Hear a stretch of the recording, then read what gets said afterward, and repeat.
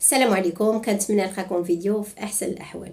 اليوم غادي نحاول ما امكن نبارطاجي معكم واحد المشكل ديال واحد الاخت اللي طلبت مني انني نجاوبها وحتى نتوما عطيوها نصائح. السلام عليكم اختي نبيله، بغيت نشارك معك واحد الموضوع ونتمنى تفيديني. راجلي عزيز عليه الصحبه الزوافريه، قلت ماشي مشكل شغلو هذاك. هذه 3 سنين ولا كيجلس في القهوه مع المزوجين، ولكن عندهم كلهم عندهم مشاكل مع عيالاتهم.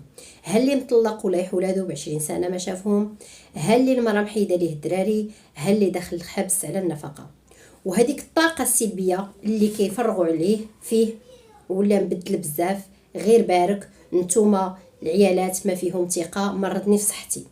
المشكل الكبير ان واحد من دوك الرباعه مرتو جرات عليه من الدار من بعد ما صلحها وفرشها، وانا دابا تحولت لواحد الدار وما بغى يبدل في الدار والو، حقاش خاف حاسه به ما بقاش على كما كان. والله حتى حرت. انا اختي غادي نحاول ما امكن نعطيك نصائح ايجابيه وتقدري تحلي بهم المشكل ديالك. ايجابيه الا بغيتي تحافظي على دارك. شوف اختي، انا ديجا هضرت على هذا الموضوع وغادي نحاول ما امكن نعطيك لقطات منه. باش نغيروا شي انسان ما يمكنش تغيريه من اليوم وغدا، ولكن انا بالتجربه الشخصيه ديالي الطريقه ديال التعامل هي اللي كتخلي الانسان يتبدل. انا دابا غنعطيك مثال. دابا راجلك عامر بالطاقه السلبيه اللي كيعمرو ماشي كيعمروه، ولكن اللي كيسمع من عند صحابو في القهوه. مني غيجي يدخل الدار خاصو يلقى الضد ديال ديك الطاقه، خاصو يلقى الطاقه الايجابيه، يلقاك متفائله، يلقاك ضاحكه، يلقاك ناشطه. والراجل علاش كيقلب؟ الراجل كيقلب على الراحه، الطمانينه والسكينه. الا مثلا داك الراجل جا ودخل الدار وجا ولقاك ضاحكه وناشطه ومتفائله وما تبقايش تحكري عليه، لا انت ما بغيتيش دير وانت كدير وانت كتفعل وانت كترك، ولا وانت كتبقى جالس في القهوه مع ديك الرباعه وهادي ويعمروا فيك والعيالات وهادي. ما تحاوليش تجبدي ليه نهائيا داك المشاكل وداك الطاقه السلبيه وداك الشيء اللي كيعيش وداك الشيء اللي كيسمع وداك ما دير راسك ما في بالك والو، ما في راسك والو، ما عارفه والو. دائما حاولي تخلقي الموده بينك وبين راجلك. انا نقدر نبسم لكم عليها 100%. باش المراه تنجح في الحياه الزوجيه ديالها خاصها تجبد عندها راجلها، وباش تجبد عندها راجلها وتقربوا ليها خاصو يكون قريب ليها بالموده. المراه الودود، الموده، المراه اللي كتعطي الموده لراجلها. باش نخلقوا الموده اول حاجه خاص يكون عندك الصبر، حيت انت باغا تبدلي بزاف ديال الحوايج في الحياه الزوجيه ديالك. ثاني حاجه باش نخلقوا الموده، منين يدخل من الدار يجي يلقى واحد الجو زوين في دارو، ما يجيش يلقاك انت كتنقري وانت كتحاولي تفكري في داكشي ديال برا، ولا وانت ما كديرش وانت كتسمع لصحابك وما باغي دير ليهم وما باغي تفعل ليهم وما غتترك ليا. الا بقيتي متبعه هادشي راه بحال كتكبري الموضوع وتكبري المشكل. ولهذا منين يدخل اهلا لاباس عليك بخير، اهلا خويا، اهلا حبيبي، اهلا كبيده، كل وحده كيفاش كتعيط على راجلها وجلس كيدوزتي نهارك لاباس عليك، ندير ليه ماساج في راجو في راسو، ندير ليه ماساج في رجليه، كيدوزتي نهارك نطبطب عليه. نحاولوا ما امكن نهضروا في شي حوايج اللي كتخلق الموده بيني وبينه. توحشت انا 16 سنه الزواج، كتجيني على قالتي كنعيط ليه هو خدام، الو لاباس بخير، كيقول لي لاباس، كنقول ليه توحشتك وبغيت نسمع صوتك وبغيت نسول فيك. عادي جدا. يعني حتى انت من غير تخرج لك توحشتك وبغيت نجلس انا وياك نتفرجوا انا وياك في شي فيلم وهادي. وشوفي كنبصم لك عليها 100%. ان الراجل مني غيجي غيدخل من الدار ويلقى هاد الطريقه ديال التعامل مع مرته في دارو، غيهرب من ديك الطاقه السلبيه ويقول لك انا مالي راس هادو كيفرعوا ليا راسي كاع ما نبقى نجلس معاهم. يمشي يجلس معاهم 10 دقائق 4 ساعات ويقول انا خويا مريض، انا حالتي حاله، غنمشي لداري. علاش؟ حيت كيقلب على هو على الراحه. فهمتي؟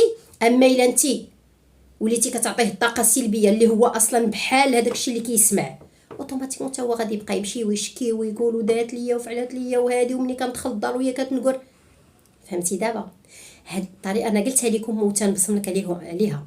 الى طريقه باش نبدلوا الانسان نقدروا نبدلوه بطريقه التعامل ديالنا. الا كانت طريقه التعامل ديالك زوينه كوني على يقين بان الانسان غيتغير في التعامل ديالو، هذه كوني عليها يقين. وعاود نهضر على واحد الموضوع ديال الازواج، هذه للازواج.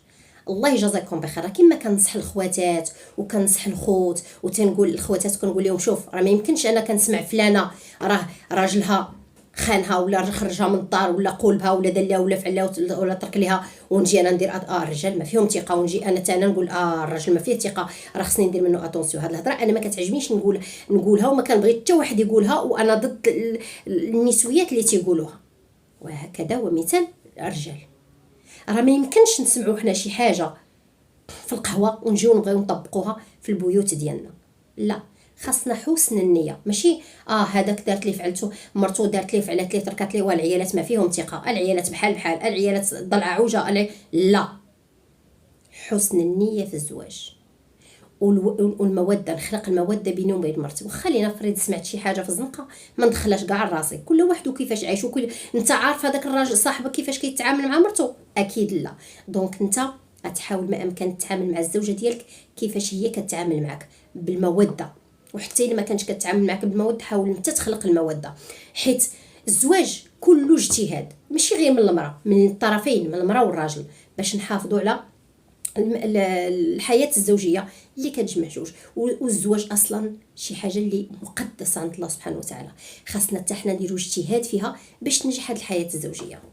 ولهذا الله يجازيكم بخير، ديما تنقولها لكم الله يرحم لكم الوالدين، وما تبقاوش تجيبوا الافكار السلبيه والطاقه السلبيه وسوء النيه اللي كتسمعوا في القهاوي واللي كتسمعوا في ريزو سوسيو واللي كتسمعوا عند الناس ولي زيكسبيريونس الناس التجارب ديال الناس اللي ما نجحوش في الحياه الزوجيه، وتبغي تطبقها انت تقول لك لا انا خصني ندير اتونسيون من المراه، لا المراه ما فيها ثقه، هي تقول لا الراجل ما فيه ثقه، لا الراجل لا. هذا ماشي زواج وهذه ماشي حياه زوجيه. الحياه الزوجيه والزواج كيكون مبني على تفاهم، الاحترام، وكيكون مبني على حاجه مهمه بزاف بزاف اللي هي حسن النيه. وعلى حسن نياتكم ترزقون، قال الله تعالى وعلى حسن نياتكم ترزقون. يعني الا كانت عندك حسن النيه انت مع الزوجه ديالك ربي راه غيعطيك غير الخير. تقولش ليا الله يجازيكم بخير، ما تبقاوش تجيبوا داك الافكار السلبيه من عند الناس اللي كتسمعوا وتطبقوها على عيالاتكم وبقى تنكدها على مرتك. وكذا ومثال، حيت حنا كيبقى فينا الحال منين انت كتلقى امراه مجتهده دايره المستحيل باش ترضي داك الراجل وبزاف ديال الحوايج، وفي الاخر يجي الراجل يقول لها نتوما العيالات كاملين بحال لا، هاد الهضره ما كتقاش. وكذا هو مثال المراه، هاد الهضره انا موجهه للمراه والراجل. المراه منين الراجل كتلقاه يدمر ويضرب تماره وما يخلي ما يدير عليها، وفي الاخر تجي تقول لها نتوما الرجال كاملين بحال ما فيكم ثقه، لا هاد الهضره ما خصهاش تقال، هذا ماشي زواج، هذه راه تفليه. دونك الله يجازيكم بخير، كل واحد يحترم الاخر، كل واحد يهتم بالاخر، ونخلقوا الموده بعضياتنا بالاهتمام. وانا غنرجع وغنعاود ننصح الاخت الله يجازيك بخير، الطريقه ديال التعامل ديالك هي اللي تقدر تبدل راجلك. ولهذا هو كياخذ الطاقه السلبيه انت عطيه الطاقه الايجابيه، انت عمريه بالطاقه الايجابيه، عمريه بالتفاؤل وبالحب وبالموده، وشوفي النتيجه كي دايره. كلامي الاخر، الله يرزقكم السكينه والطمانينه، والله ينزل على قلوبكم الرحمه. والى عجبك الفيديو واحد البارطاج وشي تعليق زوين، وشكرا لكم على الدعم.